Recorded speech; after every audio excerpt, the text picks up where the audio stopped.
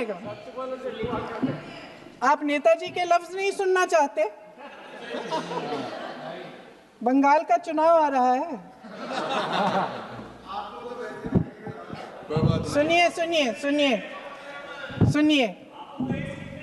हाँ, कोई बात नहीं, हम तो देश के लिए हैं, हम देश के लिए हैं। आप चुनाव के लिए, हम देश के लिए हैं। हम जितने भी चुनाव हारे, हम यहाँ बैठे रहेंगे और आपसे लड़ते रहेंगे और आपकी विचारधारा से लड़ते रहेंगे। अपने इस देश के लिए, अपनी इस मिट्टी के लिए लड़ते रहेंगे। आप हमें रोक नहीं सकते।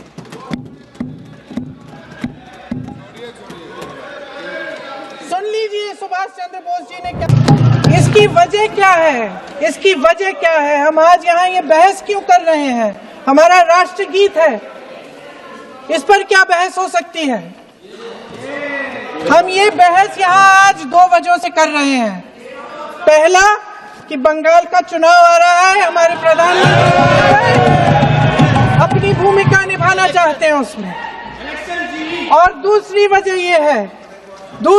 ये है, ये मकसद है, पुरानी मकसद इनकी अध्यक्ष महोदय, कि जिन्होंने स्वतंत्रता की लड़ाई लड़ी, जिन्होंने देश के लिए बड़ी बड़ी कुर्बानियां दी, उन पर सरकार नए आरोप लादने का मौका चाहती है। देश का ध्यान फिर से जनता के ज्वलंत मुद्दों से भटकाना चाहती है। यही एक मकसद है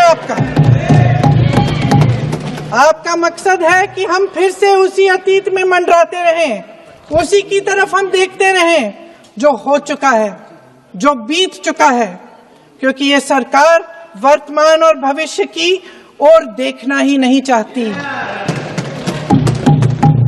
वे इस काबिल ही नहीं रही। सच्चाई ये है अध्यक्ष महोदय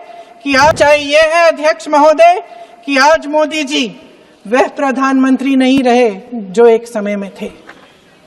सच ये है कि ये दिखने लगा है, उनका आत्मविश्वास घटने लगा है, उनकी नीतियां देश को कमजोर कर रही हैं। और मेरे सत्ता पक्ष के साथी चुप इसलिए हैं क्योंकि अंदर अंदर से वे भी इस बात से सहमत हैं। आज देश के लोग खुश नहीं हैं अध्यक्ष महोदय, परेशान हैं, तमाम समस्याओं से घिरे हुए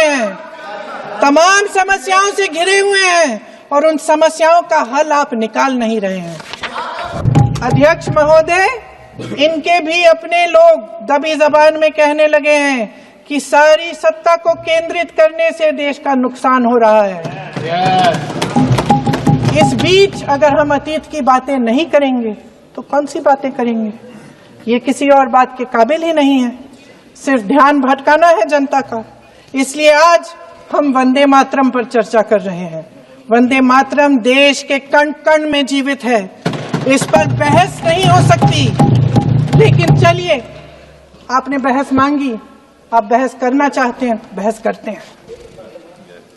आज इस चर्चा को प्रधानमंत्री जी ने शुरू किया, उन्होंने भाषण दिया और इसको कहने में कोई झिझक नहीं है कि भाषण अच्छा देते हैं, थोड़ा सा लंबा, लेकिन भाषण अच्छा देते हैं। सिर्फ एक कमजोरी है, अगर आप इजाजत दें तो मैं बोलूं, एक कमजोरी है। हाँ, उसी पे बोल रहे हैं, वंदे मातरम पे बोलो आप।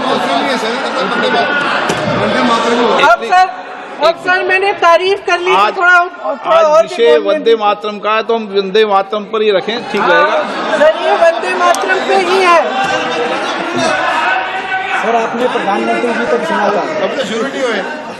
सर भाषण बहुत अच्छा देते हैं, लेकिन तथ्यों के मामले में कमजोर पड़ जाते हैं, बहुत कमजोर। इसमें भी एक कला होती है कि तथ्यों को किस तरह से जनता के सामने रखा जाए। मैं तो नहीं हूं, जनता की प्रतिनिधि हूं, कलाकार तो नहीं हूं। इसीलिए मैं भी सदन के सामने कुछ तथ्य रखना चाहती हूं, लेकिन सिर्फ तथ्य के रूप में रखना चाहती हूं।